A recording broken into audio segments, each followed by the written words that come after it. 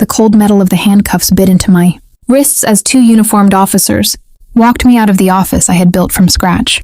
Every single one of my colleagues stood frozen, staring. No one spoke. The only sound was the click of my heels on the marble floor and the lead officer's flat, neutral voice reading out the charges as we passed. $1.2 million embezzlement, 7 separate counts of fraud, 10 years maximum sentence. I didn't argue. I didn't cry. I didn't even look down. I just lifted my head and looked directly at my brother, who was standing at the back of the crowd. He was smiling. Not a big, obvious smile, just a tiny, satisfied twitch at the corner of his mouth that only I would recognize. I didn't glare at him. I didn't shake my head. I just held his gaze for 3 long seconds, and then kept walking. They didn't just want me out of the way.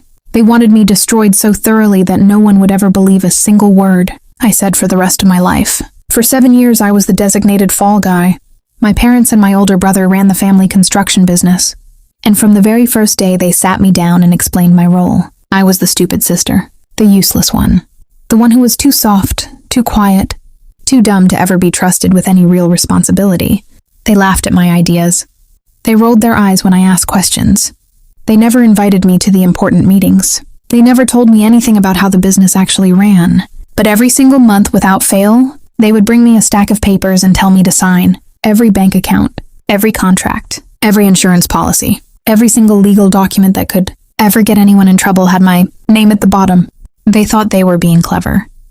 They thought that because I never complained, because I never argued, because I just sat there and signed whatever they put in front of me, that I didn't understand what was happening. They were so sure I was too slow, too weak, too afraid to ever put the pieces together. They never once considered that the quiet girl they all mocked was the only one who was actually paying attention. They didn't know that I kept copies of every single thing I signed, that I cross-referenced every invoice, that I knew exactly how much money was disappearing, and exactly where it was going. For 7 years, I watched them steal.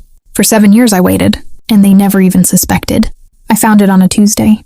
I had just walked into my father's office to borrow a pen, and his laptop was open on the desk.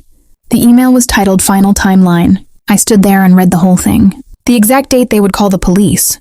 The exact statement they had already rehearsed.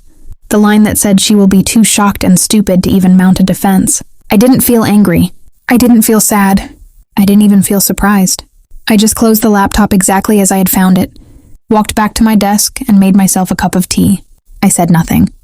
I didn't confront them. I didn't panic. That night I started downloading every deleted email, every hidden bank transfer, every invoice they had altered. For 3 weeks I came to work every single day. I smiled. I asked stupid questions. I signed every paper they put in front of me. I watched them book first class, tickets to Dubai. I watched them practice their shocked, disappointed faces for the cameras, and not once did any of them look at me and see anything other than the dumb, quiet girl they had always taken me for. They were already celebrating. They had absolutely no idea they had already lost. For 3 weeks I gave them the greatest performance of my life. I came into work every morning with dark circles under my eyes. I would sit at my desk staring at the screen for 10 minutes like I was completely lost. Once I cried quietly in the break room, right where I knew my brother would walk past. I went to my father and told him I was scared, that something felt wrong with the accounts, and I didn't understand any of it. I asked stupid questions. I apologized for being so slow. I acted exactly the stupid, useless sister they had always believed I was. They ate every single bit of it. They patted me on the head. They told me not to worry, that everything would be all right. They told me I was just stressed. Behind my back, they were already booking first-class tickets to Dubai. They were already talking about which yacht they were going to buy once this was all over. My brother would walk past my desk and give me that little pitying smirk, absolutely convinced he had already won. There is no feeling on this earth more intoxicating than watching people who think they have already destroyed you, having absolutely no idea they have already lost. Every night I would go home and download another 100 files. Every morning I would come back and act even more confused. They never noticed the little changes in my eyes. They never noticed that I never once asked them what would happen to me. They were so busy celebrating their victory they didn't even see the trap closing slowly around. All of them. The courtroom smelled like old wood and lemon polish. My parents and brother sat in the front row, relaxed, comfortable. My mother was even knitting. Every few minutes my brother would glance back at me and smile. The prosecutor finished his opening statement 42 minutes later. It was devastating, perfect. He laid out every charge, every document, every dollar. By the time he sat down, every single person in that room was convinced I was guilty. The judge was already scribbling notes on his pad. No one even looked at me. Then I stood up. I didn't shout. I didn't stammer. I didn't beg for mercy. I just adjusted my blazer and said very quietly, "I have some additional evidence, Your Honor." No one moved. No one breathed. For the next hour and 10 minutes, I presented it one piece at a time.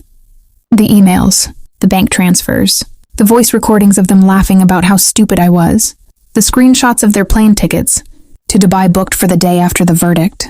I didn't add any commentary. I didn't call them liars. I didn't call them monsters. I just showed the court exactly what they had. Done, I watched the smiles die on their faces one by one. First my brother, then my mother, her knitting needles falling silent in her lap. Then my father, who went so pale I thought he might faint. The prosecutor sat perfectly still, his mouth slightly open. The judge leaned forward, his pen hovering over the paper, and didn't take his eyes off me for a single second. By the time I sat back down, the entire room had completely turned. No one was looking at me like a criminal anymore. They were looking at the three people in the front row, and they all understood exactly what had just happened. For 7 years, they had thought they were pulling the strings, but I had been holding the scissors the entire time. The judge adjourned the court for 10 minutes and stood up. No one moved. When the double doors at the back opened, 4 uniformed police officers walked in. They didn't even glance at me. They walked straight down the aisle, past the prosecutor, past the witness stand, and stopped directly in front of my parents and brother. No one said a word. One by one they put the handcuffs on. First my father, then my brother, then my mother. My mother stared at me with pure, unfiltered hatred. My brother wouldn't lift his eyes.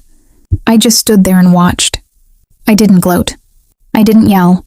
I didn't say I told you so. I didn't even smile. I just breathed. And then I felt it. The heavy, cold weight that I had carried around in my chest for 7 years just lifted. It didn't feel like victory. It didn't feel like revenge. It just felt like the end of pretending. I walked out of the courthouse 10 minutes later. No one stopped me. No one cheered. I just stepped out into the sunlight. And for the first time in my life, I didn't have to be the stupid sister anymore. I never wanted revenge. I just wanted to stop being their fall guy. They destroyed themselves the day they decided I was too stupid to ever fight back. Never make that mistake. Subscribe to Void Revenge Tales. Tell me your story in the comments.